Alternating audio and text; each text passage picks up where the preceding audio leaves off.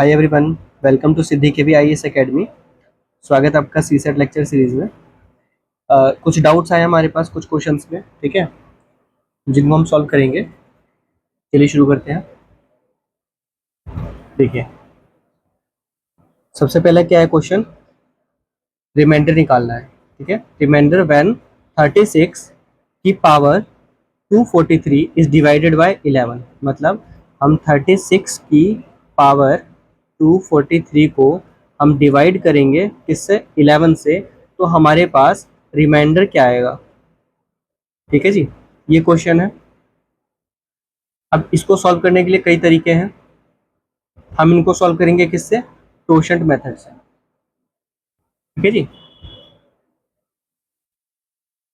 किससे सॉल्व करेंगे, टोशंट मेथड। ठीक है, टोशंट मेथड में क्या होता है, सबसे फर्स्ट स्टेप देखिए, हम क्या निकालेंगे, टोशंट। ठीक है, अब टोशंट निकालने के लिए, नहीं, टोशंट से पहले हम क्या करेंगे, सिंप्लीफाई करेंगे। ठीक है जी, सिंप्लीफाई, सिंप्लीफाई करेंगे किसको, न्यूमरेटर को।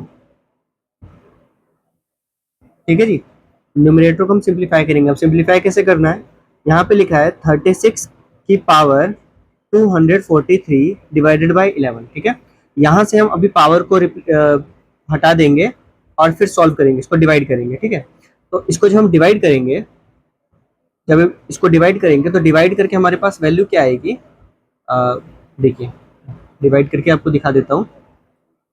36 डिवाइडेड बाई 11, तो 11 33, 11 3 जा 33। ठीक है, रिमाइंडर कितना आया, 3।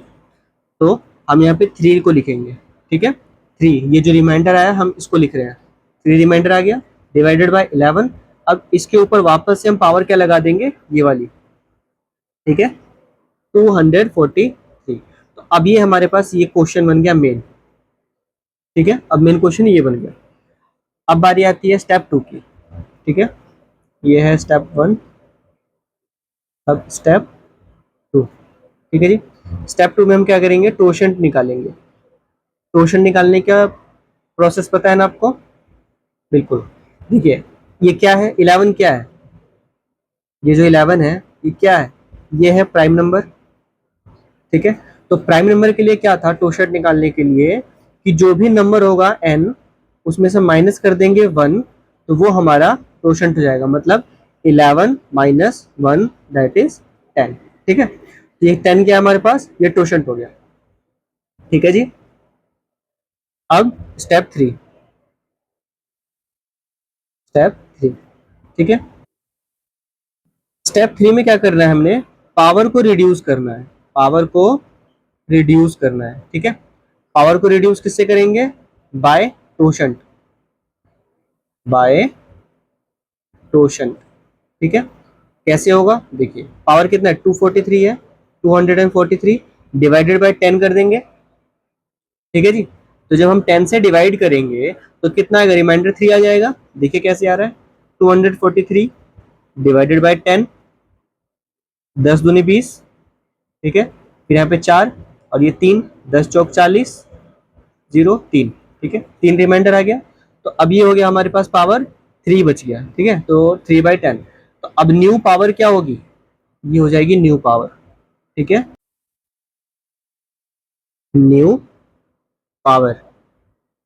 ठीक है जी, अब स्टेप 4 में क्या होगा, स्टेप 4, अब हम हमें जो नए नए जो भी नंबर्स वैल्यूज मिले हैं उनको अब रखेंगे। ठीक है, तो सॉल्व करेंगे अब रिमाइंडर के लिए।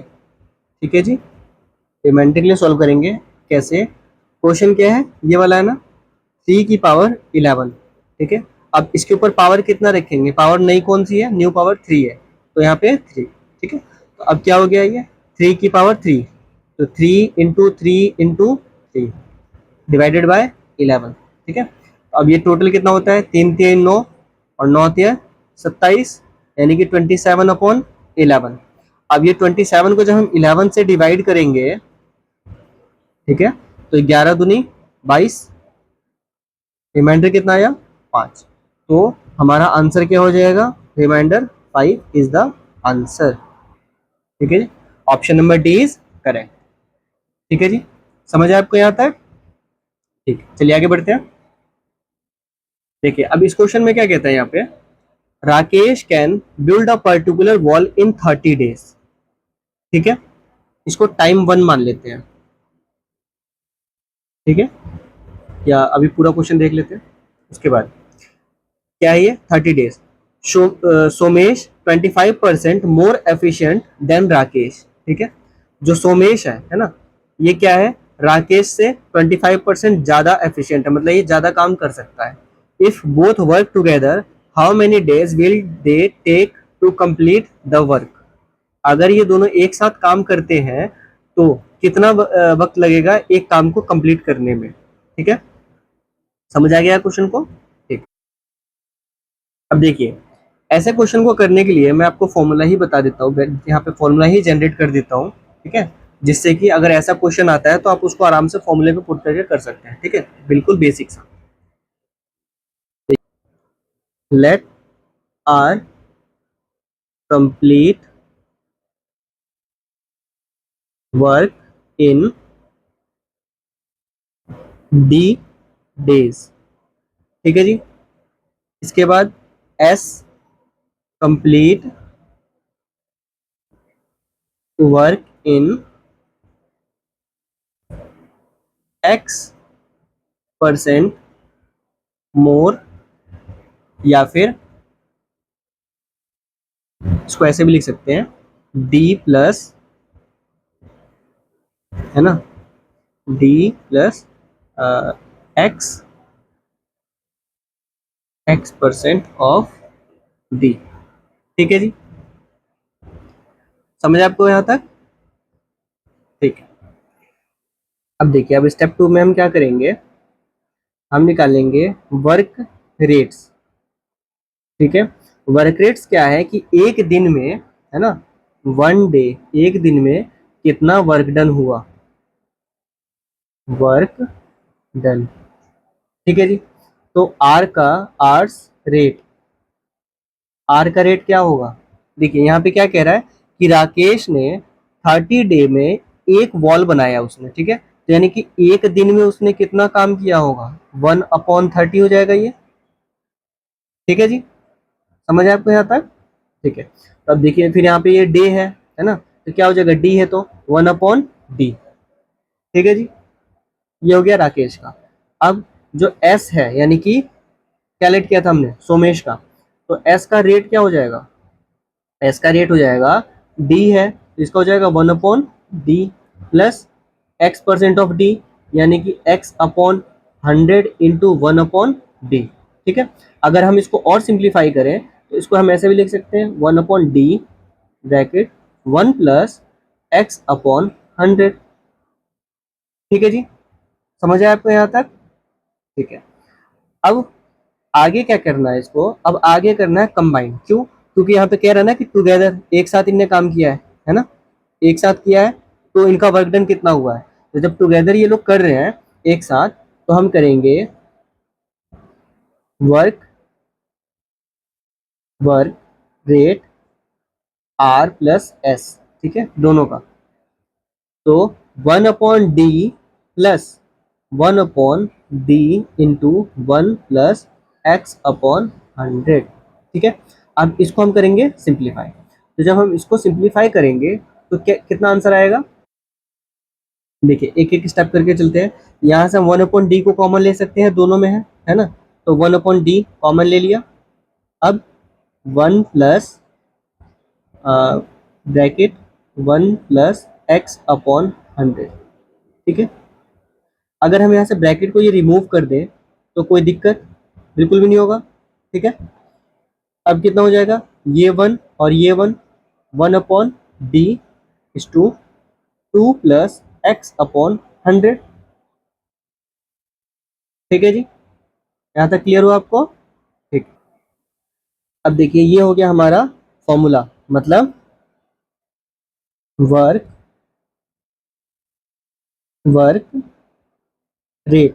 ठीक है, वर्क रेट कितना है, ये है, अगर क्वेश्चन में वर्क रेट पूछा जाता है तो हमारा आंसर ये हो जाएगा, हम फॉर्मूले पे पुट कर देंगे क्या, डी मतलब जो गिवन है डेज, ठीक है, और एक्स जो एफिशिएंसी है, ठीक है, एक्स मतलब जो एफिशिएंसी है, मतलब जो ज़्यादा है या कम होगा, ठीक है, तो उसको हम पुट कर देंगे यहाँ पे, तो आ जाएगा वही बात। अगर अब देखिए यहाँ पे अगर ये एफिशिएंसी मोर है ना, तो हमने यहाँ पे प्लस का साइन इस्तेमाल किया है। अगर ये लेस होता तो हम क्या करते यहाँ पे माइनस का साइन इस्तेमाल कर देते, फिर ये नेगेटिव साइन में बदल जाता।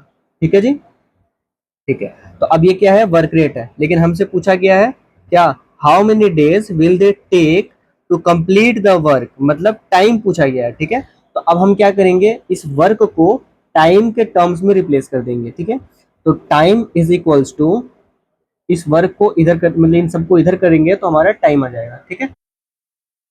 Time is equals to D upon 2 plus X upon 100, ठीक है जी, ये हो गया हमारा टाइम, ठीक है। अब इस फॉर्मूले पे जब हम इनको पुट करेंगे, अब देखिए यहाँ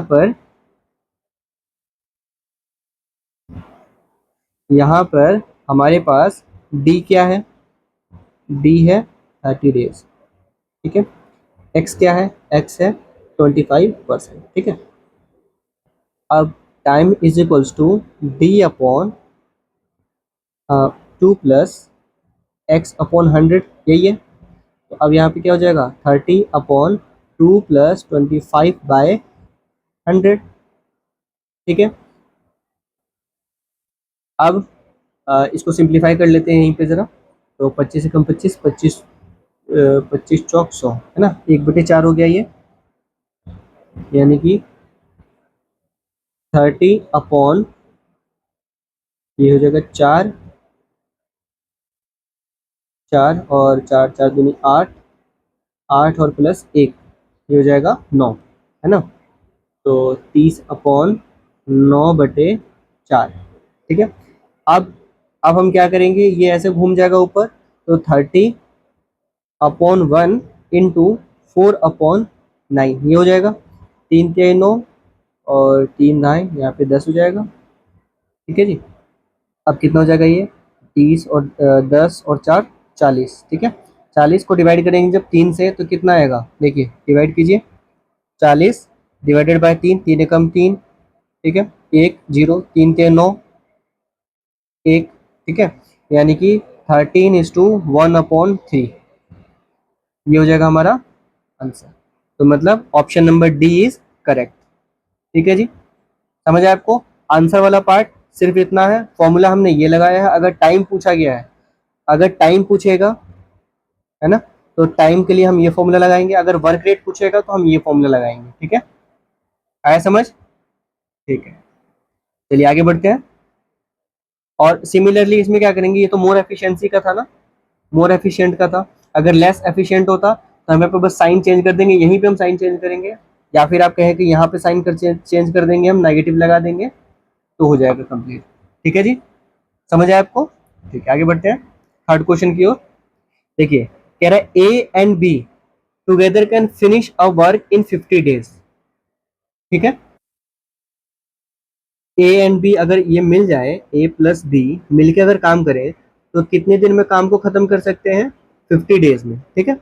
they work together for 30 days, अब ये लोग 30 दिन तक एक साथ काम करते हैं, मतलब ए प्लस बी मिलके 30 दिन काम करते हैं, ठीक है। इसके बाद क्या होता है, इसके बाद जो बचा हुआ काम है उसको बी कंप्लीट करता है, ठीक है। ए क्या करता है, छोड़ देता है, और बी कंप्लीट करता है इन रेस्ट, जो काम बचा हुआ है rest of the work in another 30 days, मतलब 30 दिन और इसको लगे, है ना। यानी कि एक काम को करने के लिए, एक वर्क को करने के लिए कितने दिन लगे, 30 + 30 यानी कि 60 डेज, ठीक है जी। समझ आपको यहाँ तक, ठीक है। अब कहता है how many days can A and B alone can respectively finish the work, मतलब अगर इन दोनों को मिलके काम करने में 50 दिन में काम खत्म होता है, और अगर ए बी साथ में 30 दिन तक करते हैं, और छोड़ देने के बाद में ए जब छोड़ देता है यहाँ से, तो बी जो है अनदर 30 डेज लेता है उसको कंप्लीट करने में, तो 60 दिन में कंप्लीट हुआ। तो अगर ये दोनों अलग अलग सिंगल अलग अलग काम करें उसी काम को, तो कितने दिन में कंप्लीट होगा। ठीक है, क्वेश्चन समझ आ गया। ठीक है, देखिए यहाँ पे भी हम एक फॉर्मूला जनरेट करेंगे जिससे अगर ऐसा कोई क्वेश्चन आता है तो हम उसको इजीली सॉल्व कर सकते हैं। ठीक है, सबसे पहले तो a प्लस बी है ना, इनका जो वर्क डन है, a plus B work done है ना, इसको हम लेट कर लेते हैं टी डेज, कैपिटल टी से टी डेज। ए, या फिर ऐसे ही लिखें हम कि दे वर्क टुगेदर। ठीक है, इसके लिए T1 डेज, इनने कितने दिन काम किया, T1। अब B alone work work for T2 days. ठीक है जी, समझ आया आपको यहाँ तक। ठीक, अब देखिए यहाँ से हम स्टेप 2 में क्या करेंगे, स्टेप 1 में तो हमने ये लेट कर लिया, अब स्टेप 2 में क्या करेंगे, work work done together in T1 days, T1 days. ठीक है जी, क्या होगा, W1 is equals to, W1 से क्या लेट कर लिया हमने, वर्क डन का। ठीक है, W1 क्यों लेट किया अभी आगे पता चल जाएगा। W1 is equals to T1 upon T। ठीक है, मतलब T1 हमने क्यों लिया, क्योंकि ये जो वर्क डन टुगेदर हम एक साथ कर रहे हैं तो ये T1 ऊपर जाएगा, और कितने में से, इस T का पार्ट है ये। ठीक है, इतने दिन में, मतलब 50 दिन में से 30 दिन उनने एक साथ काम किया, इसीलिए T1 ऊपर है। ठीक है, चलिए अब देखिए remaining work done by B. ठीक है जी, यानी कि W2 इज इक्वल्स टू, अब इसको कैसे लिखेंगे, T2 अपॉन टी, है ना, यही होगा बिल्कुल। लेकिन इसमें थोड़ा सा मिस्टेक ये है कि हमने यहाँ पे एक चीज और ऐड करना है, वो है 1 माइनस। ठीक है, यानी कि 50 में से, टोटल में से जो वर्क डन है, यानी कि टोटल अगर एक दिन लग रहा है तो उसमें से जितना हमने किया है वो, सॉरी यहाँ पे T2 नहीं T1 होना चाहिए। ठीक है जी, जितना हमने कर चुके हम, जितना उसको माइनस कर देंगे तो रिमेनिंग वर्क निकल जाएगा, रिमेनिंग टाइम। ठीक है, सॉरी रिमेनिंग वर्क डन।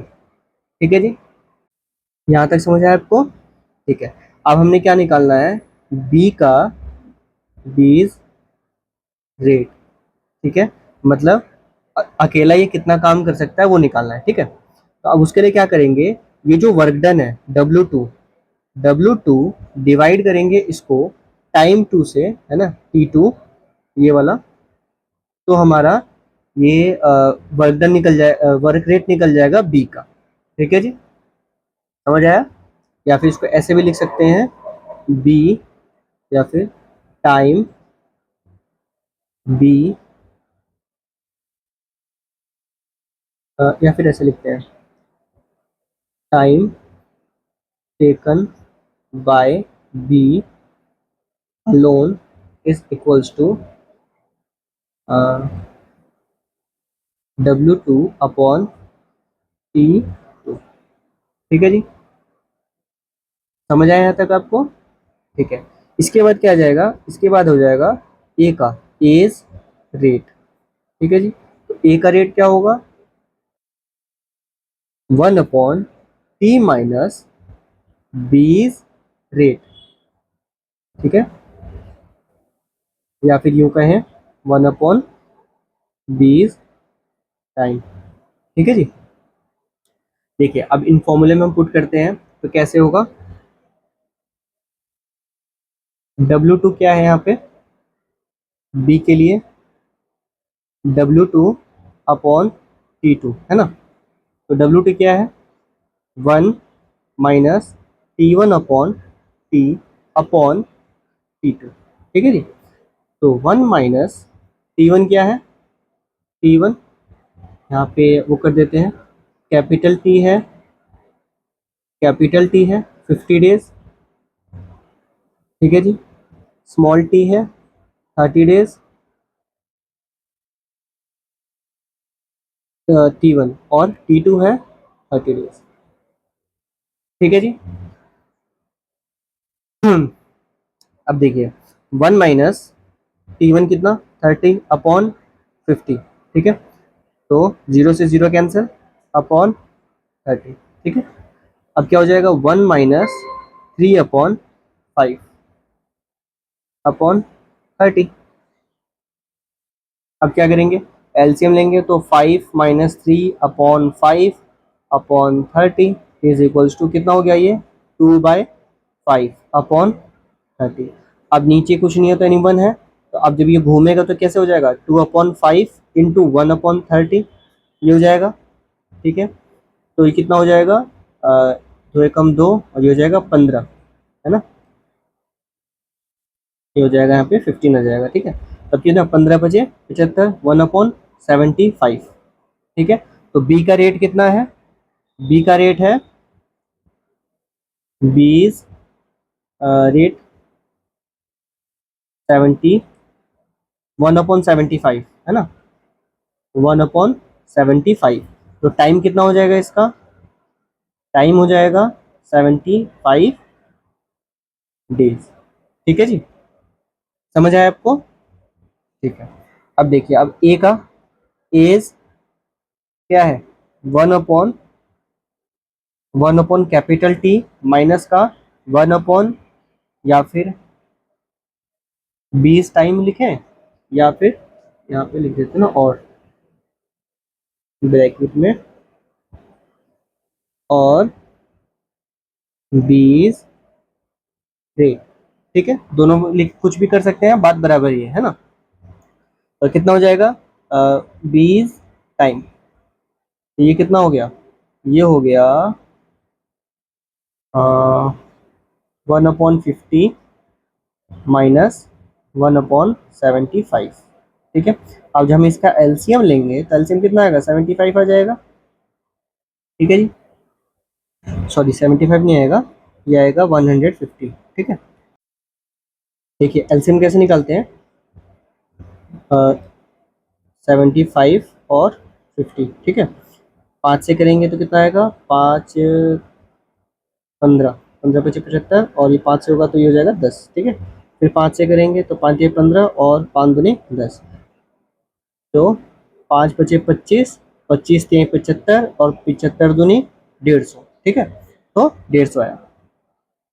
ठीक है जी, अब देखिए अब क्या करेंगे 50 की टेबल में 150 कितनी बार में आएगा 3 बार में, तो ऊपर आ जाएगा 3 माइनस 75 के टेबल में 150 कितनी बार 2 बार में, ये आएगा 2। 3 में से 2 माइनस करेंगे तो 1/50, सॉरी 1/150, तो ये हो गया एज रेट। ठीक है, ये ए का रेट है। अब तो थोड़ा सा हम रिमूव करते हैं। ठीक है, ये सिर्फ ए का रेट है तो भी हटा देते हैं, और टाइम क्या है as time is equals to 1/50 है ना, तो कितना हो जाएगा 150 डेज। ठीक है जी, आंसर समझ आया आपको। ठीक है, मतलब ऑप्शन नंबर क्या, option number A is correct. ठीक है, हमारा फॉर्मूला क्या है, फॉर्मूला हमारे लिए ये ए का टाइम निकालने के लिए ये है और बी का निकालने के लिए ये है। ठीक है जी, जिसमें डब्ल्यू है, या फिर इसको हम सिंप्लीफाई करके ऐसे भी लिख सकते हैं, यहीं पे सिंप्लीफाई कर देते हैं ना, क्या है 1 - T1 upon capital T upon T2। ठीक है, ये हो जाएगा बी का टाइम। समझ आया, क्लियर हुआ आपको यहाँ तक। ठीक, आज के लिए इतना ही, मिलते हैं आपसे अगली क्लास में।